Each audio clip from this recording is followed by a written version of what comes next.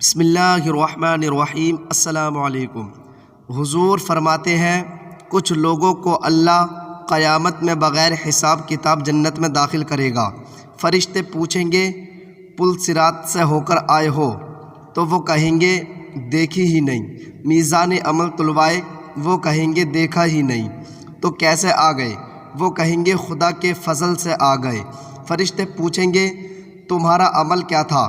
وہ کہیں گے کچھ بھی نہیں، عام لوگوں کی طرح نماز پڑھتے تھے، روزہ رکھتے تھے، حج فرض ہوا تو کیا، زکوٰۃ اگر ہمارے اوپر لاگو ہوئی تو دی۔ تو وہ کہیں گے اتنی بڑی فضیلت، بغیر حساب کتاب جنت، کوئی تو وجہ ہوگی۔ تو وہ کہیں گے وجہ ایک ہی تھی کہ رب جو ہمارے حق میں فیصلہ کرتا تھا ہم اس پر راضی رہتے تھے۔ ایک واقعہ اور سنیے۔ حسین ابن علی کا سر قاتل نے اس وقت کاٹا جب سجدے میں جھکا تھا، اور قبروں سے اٹھائے جائیں گے، لیکن حسین ابن علی کا سر سجدے سے اٹھایا جائے گا۔ تو حسین تو آج بھی سجدے میں ہے۔ اتنا طویل سجدہ کسی نے نہیں کیا جو حسین ابن علی نے کیا۔